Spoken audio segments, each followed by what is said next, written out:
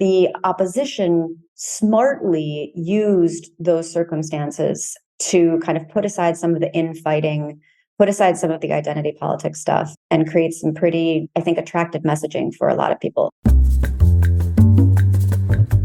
Welcome to Global Dispatches, a podcast for the foreign policy and global development communities and anyone who wants a deeper understanding of what is driving events in the world today.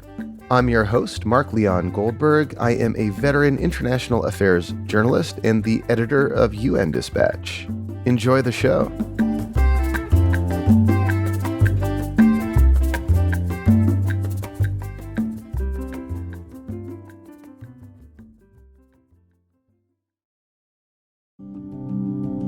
Turkey holds national elections on May 14th.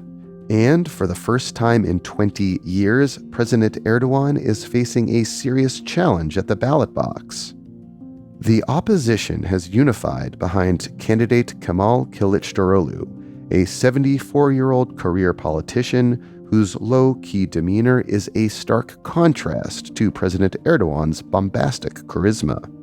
As my guest today, Dr. Lisel Hinz, explains, Turkey's struggling economy and the fallout from the earthquakes earlier this year are reshaping the political landscape. Kılıçdaroğlu has a decent shot of unseating Erdogan, who was first elected in 2003. Dr. Lisel Hinz is an assistant professor of international relations at Johns Hopkins School of Advanced International Studies. We kick off discussing some of the domestic political dynamics driving this election. We then have a discussion about the foreign policy implications of Turkey's national elections. This includes Turkey's relationship to NATO, its position on Russia and Ukraine, and regional dynamics in the Middle East.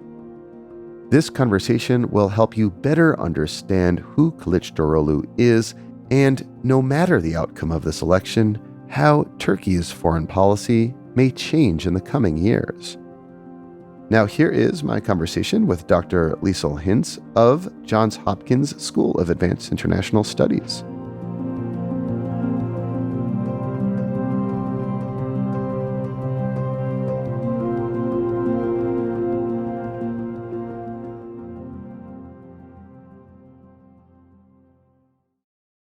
So it would seem that Kemal Kılıçdaroğlu is posing the most serious challenge to Erdogan's hold in power in decades. Who is he, and what do listeners need to know about him? I mean, I would say that there have been numerous challenges to Erdogan's hold on power. You had, the Gezi Park protests in 2013. You had the coup attempt in 2016. But in terms of at the ballot box through elections, the head of the Republican People's Party, Kemal Kılıçdaroğlu, is certainly, I would say, posing the biggest threat.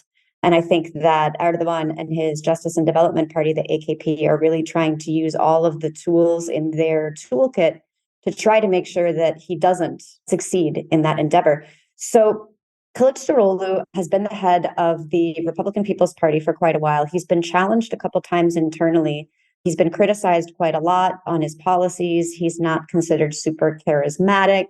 I would say a couple of months ago, I think when he was selected as the unity candidate among six parties, or the table of six, as they're called, these opposition parties that have come together, I think that there was a lot of criticism that he's not the person to beat Erdogan. He wasn't polling as high as some of the popular CHP, again, that's the Republican People's Party, mayors were, like the mayor of Istanbul, the mayor of Ankara. They were polling higher than Kılıçdaroğlu.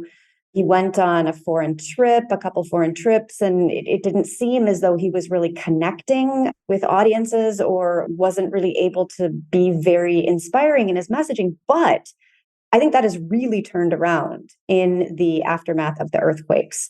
Again, Kılıçdaroğlu was selected. There was a very contentious process. We saw one of the leaders of the opposition parties defect from the coalition. She came back rather quickly, but it was not smooth sailing by any means in terms of his nomination as the unity candidate. But since the election, he's been able to achieve some things that I think people didn't expect. And one is to sort of find some way to deal with some of the identity politics that the AKP, the ruling party, has been trying to use to split the opposition. And on that, I mean the Kurdish issue. I mean the fact that Kılıçdaroğlu is an Alevi, and the fact that he comes from Dersim. He's a Kurdish Alevi from Dersim, which was a site of attacks against Alevis in the past. Because he has this identity, and because it has historically been a stigmatized identity, people don't often talk about the fact that they're Alevi, and there are different definitions of what that is. Can you explain what that is? Yeah. So I've actually done quite a lot of research on Aleviism, and there's different definitions by Alevis themselves. Some would say that they are sort of a break-off sect of Shia Islam. They worship Ali, they don't fast during Ramadan, so they're not Sunni Muslims. Others would say that they're actually not necessarily really Muslims at all, that it's more of a spiritual identity. Alevis tend to be quite leftist, quite progressive. Women and men worship together. And then there will be those who say that it's not really a religion at all. It's much more of a cultural identity. One thing that I think is worth noting is that if you're born as an Alevi or you're coming from a region like Dersim, that is an identity that really sticks. And again, has been historically stigmatized. Alevis have been slaughtered under the Ottoman Empire. There was an incident of sort of a lynching, a burning to death of Alevi poets and intellectuals in a hotel when they were gathering for a cultural gathering. And so for Kılıçdaroğlu to not only come from that identity group, but last week, in response to the AKP's efforts to kind of tarnish him as not a good Muslim, oh, you stepped on a prayer rug with your shoes on, you're not one of us, you don't follow and respect our traditions, we don't want you as leader. He does this video where he just very plainly and genuinely and authentically says, I'm an Alevi and I'm a Muslim and I have my own traditions and I'm part of a group. But, we should not succumb to the government's efforts to try to divide us. Let's unite, especially the youth. Let's get together and quit this identity politics stuff and really focus on more tangible issues.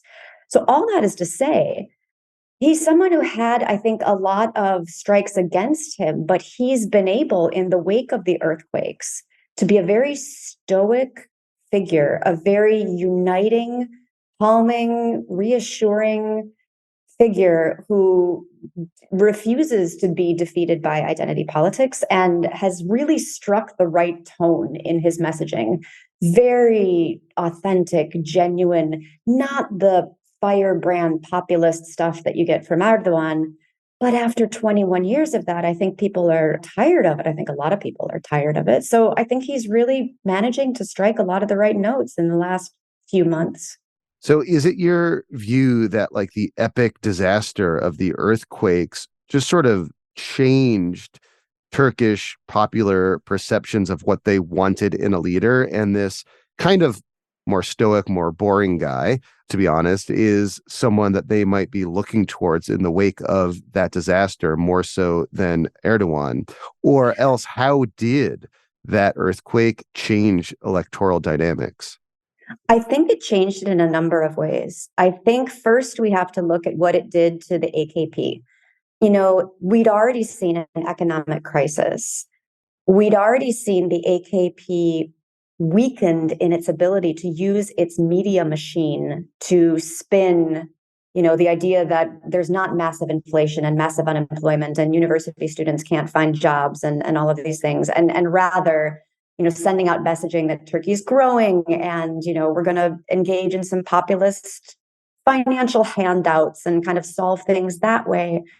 So, you can use the media to do that for a while, and the political economy of the media means that they have the ability to do so. You have all of these private holding companies that own private television stations, but also have banking interests and mining interests and construction interests. That means that they are very closely tied to the government and show pro-AKP coverage in order to be able to get those, low interest loans and get the tender on the big construction project and so forth. And which is really, really relevant to the earthquakes, look the other way when it comes to safety standards.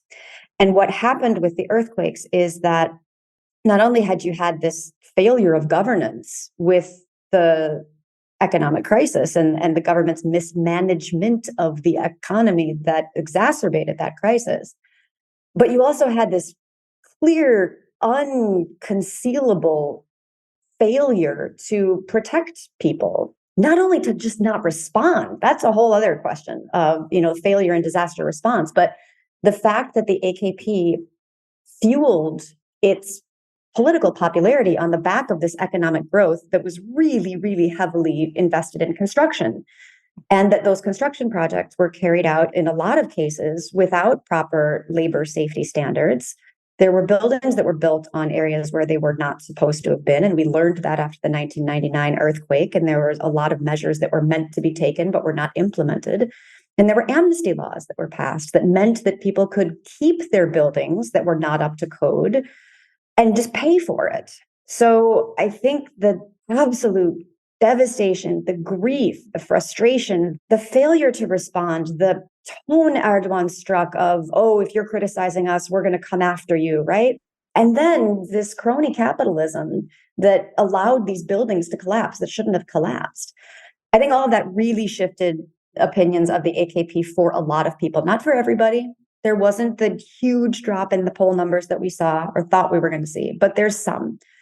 And then the other side is the opposition. And I think they have almost taken a card from Erdogan, who's a master of turning crisis into opportunity. We saw that with the coup attempt. We saw that with Russia's invasion of Ukraine. And coming together, uniting, figuring out a way to kind of get over the Kurdish issue, through some of us are going to talk about it, some of us aren't. We're going to try to convince the People's Democratic Party, that's the pro-Kurdish party, not to run their own candidate. So again, this kind of uniting message, but then really coming together with this narrative of we're not going to let them continue to run this country into the ground. And we're going to find a way to build back, and we're going to protect people in doing so. And we're going to create opportunities for youth. And there's 7 million people in Turkey who are voting for the first time who've grown up with nothing but Erdogan and the AKP. So that vote is a really important vote to get. So I think the earthquakes further weakened and further destabilized the AKP's ability to kind of continue this narrative that we're growing and we're good and things are going to be fine, and provided an opportunity, and not just an opportunity, but that the opposition smartly used those circumstances to kind of put aside some of the infighting, put aside some of the identity politics stuff, and create some pretty, I think, attractive messaging for a lot of people. Now, there's still a couple of candidates. I mean, it's not just two parties that we're talking about, but I think that table of 6 that has since been able to attract a few other smaller opposition parties. And again, as I said, with the pro-Kurdish party, to convince them or to sort of come to an agreement that they would not run their own candidate, I think is showing some skill on their part that I think is attractive to a lot of people. So I do want to discuss with you the foreign policy implications of this election. But before we get there, I do also want to ask you about the role that runaway inflation is playing in this election. Yeah, I think it's probably fair to say that in Turkey, like most democracies, foreign policy is not the issue that gets people out to the polls, but it's kind of kitchen table issues. And inflation in Turkey has been absolutely astonishing and runaway, and the government's response to it has been like the inverse of what macroeconomics 101 teaches. Rather than raising interest rates, Erdogan has sort of imposed his view that lowering interest rates in the face of surging inflation is the way to go, and that seems not to be panning out. What's your expectation of how inflation may influence voters' preferences? So that goes back a little bit to the economic crisis that I was talking about earlier, and the fact that you can spin a narrative on television as much as you want, but when you can't buy onions and tomatoes and milk and bread at the grocery store because inflation is so rampant, then I think you have a very serious problem that people are confronting on a daily basis, and that's very much what we've been seeing in some of the kind of on the street reporting that is trying to provide an alternative narrative to the pro-government messaging. And so I think the opposition has smartly picked up on that as well. You've got ads saying, oh, unhappy with the price of cheese at the market. Well, thank Erdogan for that, right? So they're honing in on the fact that, exactly as you said, like quite literally kitchen table issues, not being able to put food on the table issues. And inflation has been a problem for years. And as you said, the central bank keeping the interest rates low not only is a sign of mismanagement of the economy, but it's a sign of authoritarian institutional capture in the sense that the central bank doesn't have autonomy, in the sense that if the National Statistics Institute releases a particular number on inflation and Erdogan doesn't like it, well, then someone in the leadership position is going to be gone the next day and someone else is going to come in.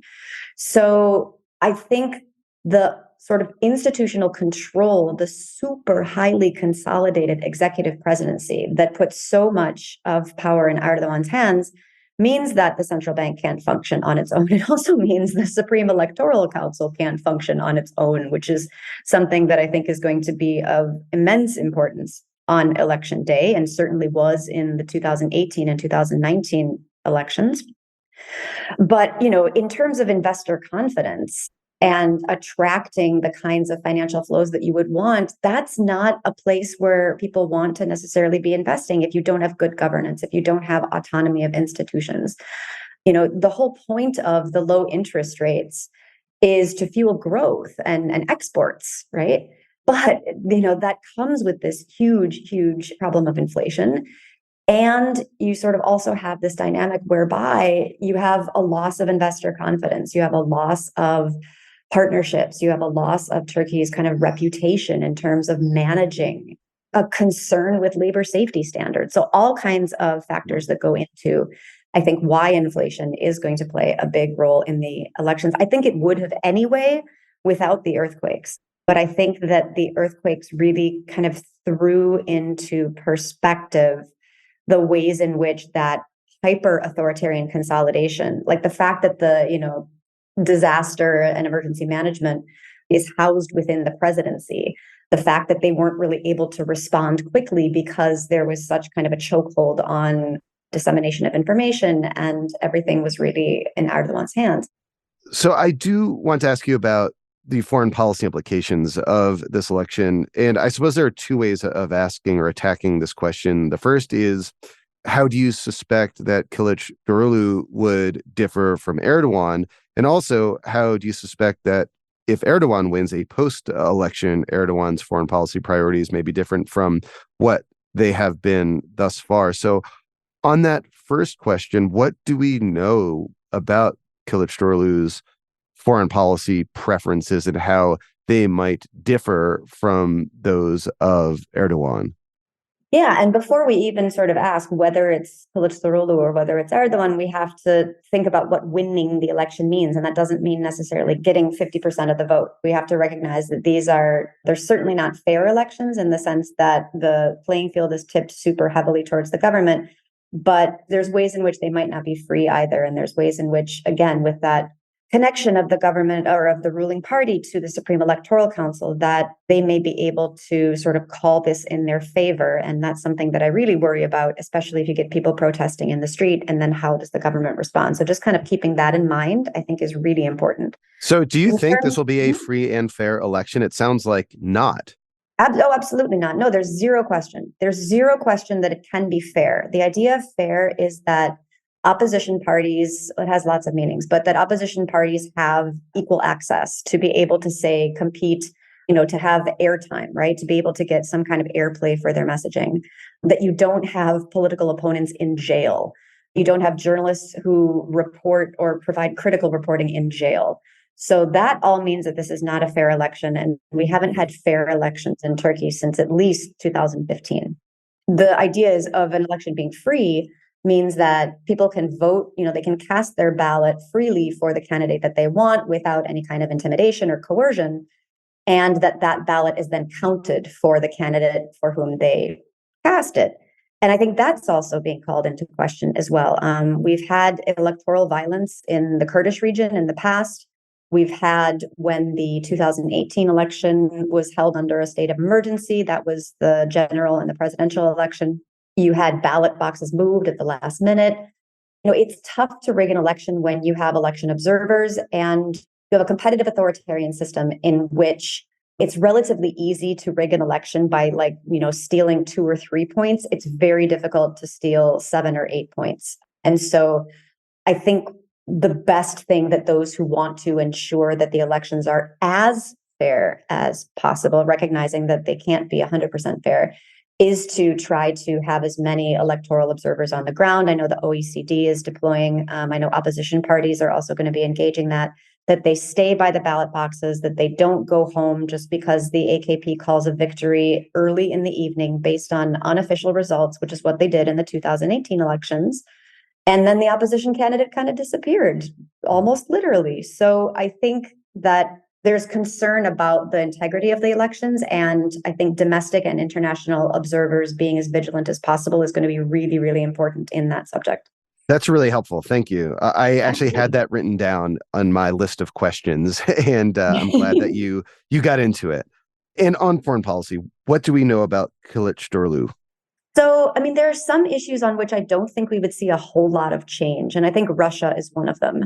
In the wake of Russia's invasion of Ukraine, Erdogan kind of seized this moment to be a mediator between Russia and Ukraine. And that means not having to give up selling drones to Ukraine. And it means not having to give up energy partnership with Russia. And then also being able to broker something like a Green Deal, which makes you look really important in the international community's eyes.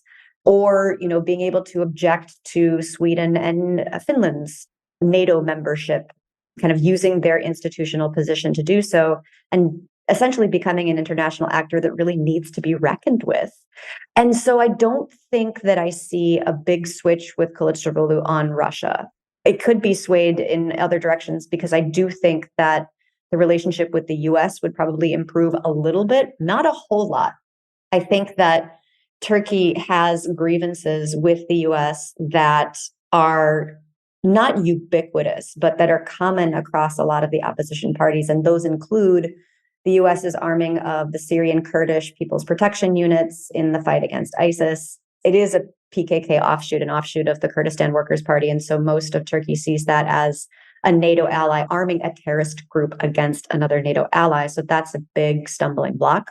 On that question, which is intricately linked to Erdogan's opposition of Sweden joining NATO, do you see Kılıçdaroğlu also insisting on blocking Sweden's accession to NATO for similar reasons? Or is there at all like a softer or more nuanced stance that he takes that might permit Sweden's joining of NATO?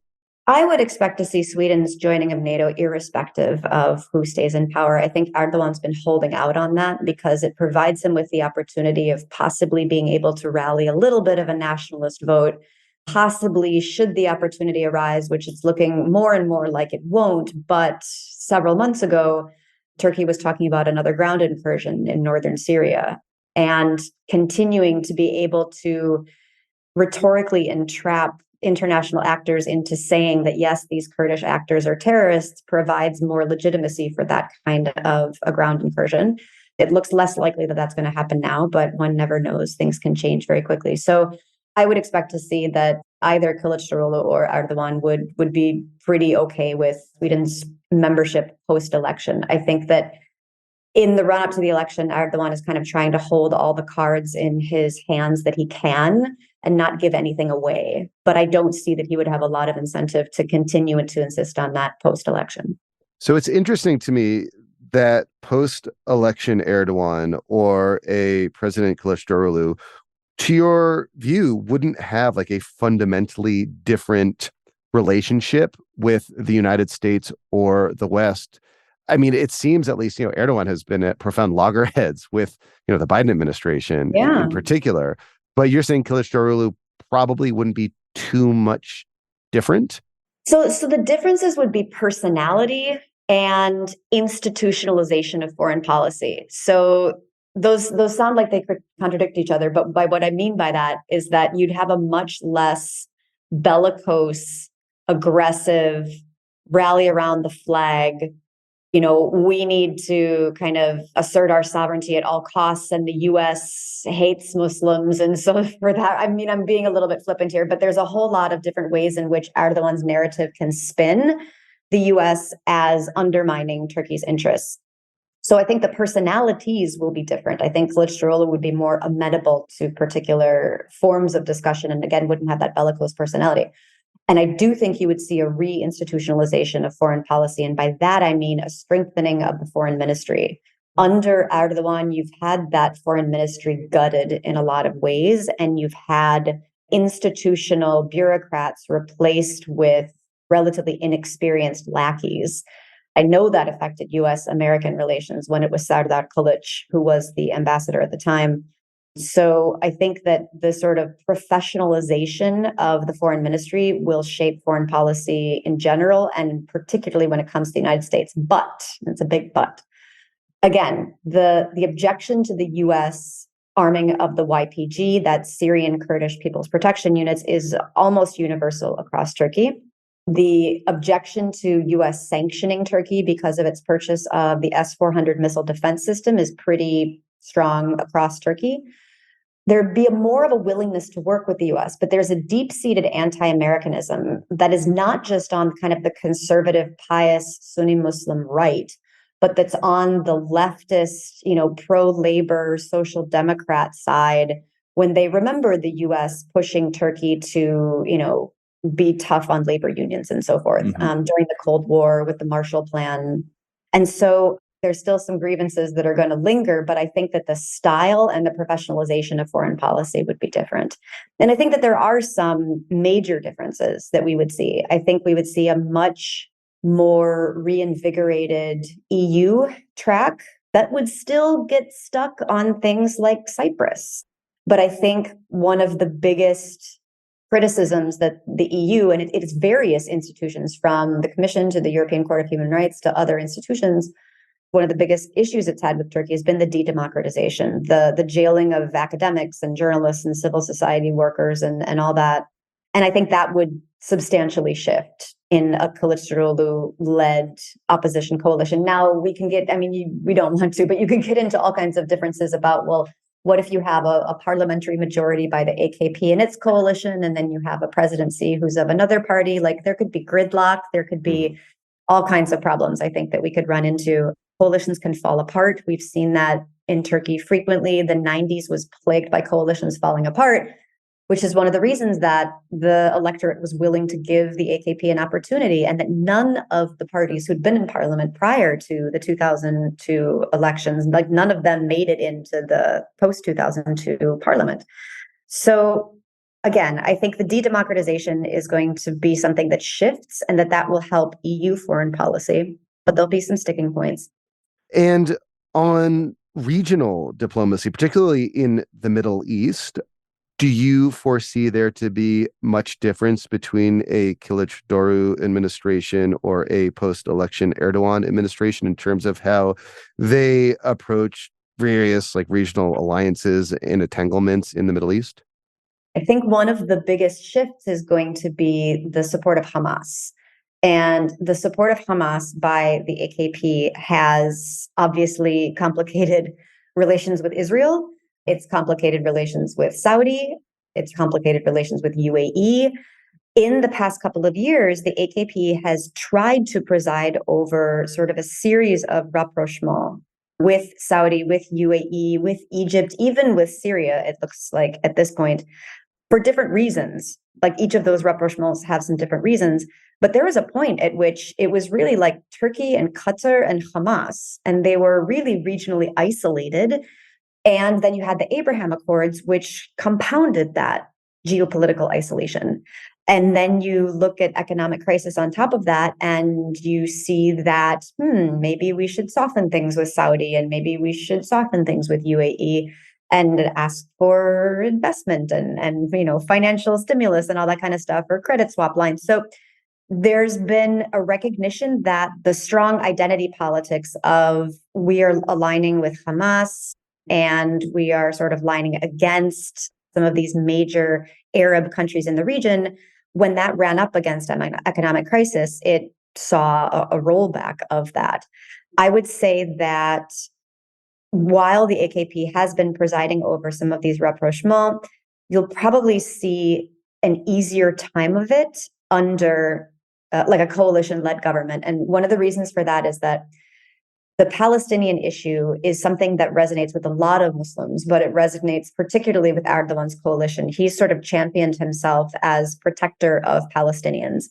And there have been numerous attempted rapprochement with Israel, but every time Israel is attacking Muslims in the Al-Aqsa Mosque or carrying out, more settlement incursions, that's something that the AKP takes on very strongly. And it may not be the case that an opposition-led coalition would take on that particular issue, that issue of justice for Sunni Muslims, as strongly as the AKP did, which means that it might not derail any kind of future energy or security cooperation with Israel the way that it has for the AKP.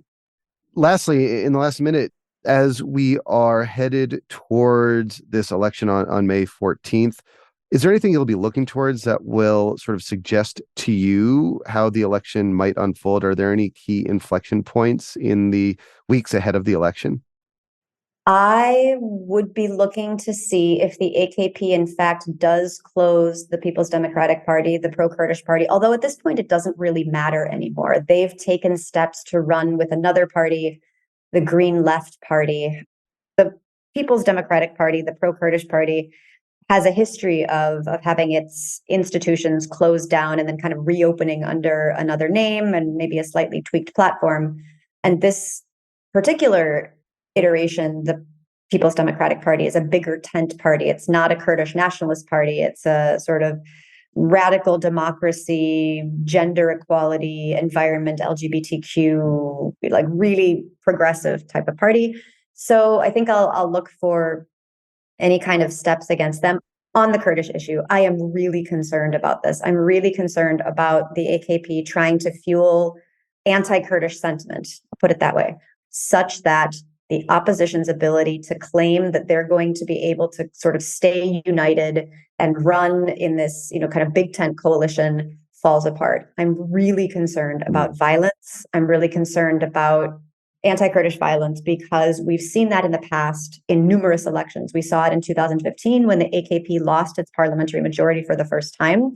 And then they reignited the war with the PKK. They took a hard nationalist rhetorical and political turn, aligning with the Nationalist Action Party, which is an ultra-nationalist anti-Kurdish party. And then they got their parliamentary majority back. So they have seen that that's a card that they can play. So I'll be watching for moves against Kurdish political actors, for the use of the disinformation law or some of the other new laws that they've put in place to really constrict the political atmosphere. The main thing that I'm really worried about is violence in the Kurdish region, because I think the AKP has seen in the past that that's been effective, and I worry that they're going to try and use that again. Well, we'll have to leave it there. Thank you so much for your time. This was very helpful. Thank you.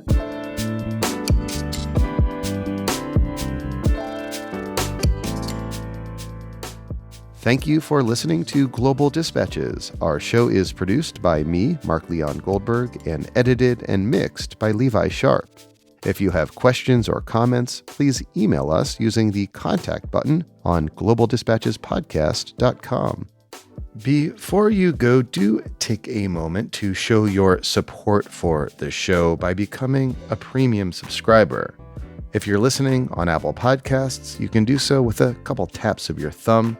If you're listening elsewhere, you can go to patreon.com/globaldispatches.